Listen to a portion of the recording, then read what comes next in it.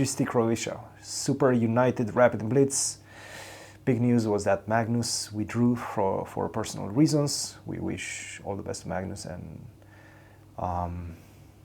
yeah, we're not going to speculate on that, but we wish all health to Magnus and his family. Levon, he's the one that is replacing Magnus. I was looking through the standings, through the rankings of Rapid Chess, and I think Levon is actually number 6, which surprised me. I think you're number 5, Levon number 6, Jan I think number 4 or something like that. Like, could be very much in top. How do you see this switch? Well, yeah. First of all, I hope that that Magnus and his family are doing well, and it's unfortunate that he had to withdraw. It does change the tournament because Magnus, generally speaking, above all other players, if you just look at the odds that he's given, will take a serious percentage of the winning chances. And the GST points. Yeah, whatever chunk that is. I don't know what they give him. Maybe it's 50%, maybe it's 55%, maybe it's 45%. But he usually takes up a chunk of the winning percentage. While if you take myself, Levon, Jan, or some other top player who's not Magnus, then it will be significantly less, and it will be something probably rather similar, right? I don't know exactly what they... I don't look at the live betting odds, but and very often I think the live betting odds are not very objective because they look at the popularity of a person. Like, very often Hans will get very, very high odds to win a tournament because he's just popular, because people check his name. Like open tournaments? Because I haven't... okay, I haven't checked. Yeah, I checked the live odds for a tournament that he was playing. Grenke or something like that. I mean, he actually did win Grenke, so maybe yes. But I think it was some other tournament that he was playing, and of course, I mean, yeah, he's 2,700, but he'll get higher odds because he has that notoriety. So I don't know about the betting sites if they're really accurate, but speaking for Magnus, of course, he's going to be the favorite to win the tournament. Yeah, no surprise there. Levon will have a decent chance to win a tournament, but he's not going to be taken anywhere close to half the equity. Of course. Maybe it's 10%, right? Yeah. And that's pretty good. 10% is certainly not bad. So it definitely opens it up, gives chances to a lot more people.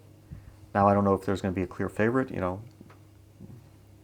Everyone has their chances. It's a high variability, yeah? Rapid and Blitz events. Yeah. It's all usually opens up to a lot of people, pretty much everybody, the whole field. Like last time, Wei was running away with it. Wei is no surprise to me.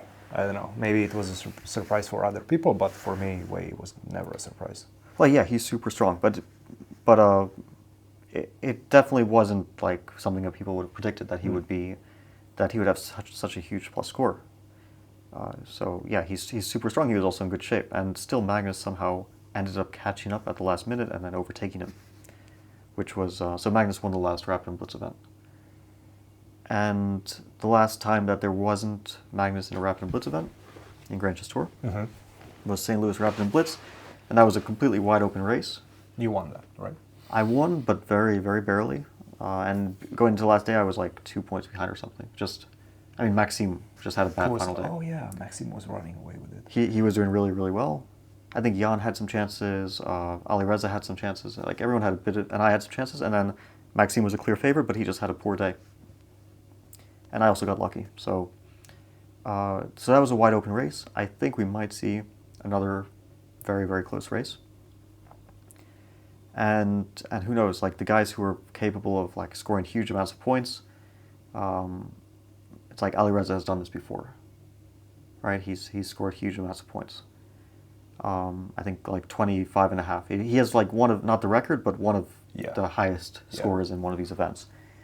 Levon, I can also see him performing really well if he's in good form. 22. Yeah, exactly. The first time he played. Yeah, when he won both same field and Rapid and Blitz. Yeah. And the Chess 9LX. No, you won the Chess 9LX. I won 9LX. But he was in... You guys played some sort of a playoff, right? Armageddon, yeah. Yeah. So, now for myself, I've never racked up a massive score. I might score a decent score, but I haven't racked up a massive score, but I still look to the tournament with some confidence. I remember you coming back. I think it was 2022, Poland. where Vichy was leading by 4 points or something like that, and still you racked up quite a few points in the last couple of days in Blitz. Well, this was like, I thought, a little bit unlucky. So because it was a 4-horse race there. This was 2022, right? 2022 Poland. Yes. And just to recap, Duda won the tournament. Mm-hmm, mm-hmm. I believe that Levon was second, Vichy was third, and I was fourth. And Vichy was in the lead going after the Rapid. By a pretty significant margin. Yeah. But in the Blitz, he just performed normally. And everyone else performed really well. And I won the Blitz with plus 10 overall. And it didn't allow me to even get close to touching the lead. I mean, I was close at some point to touching the lead, but I was never in the lead.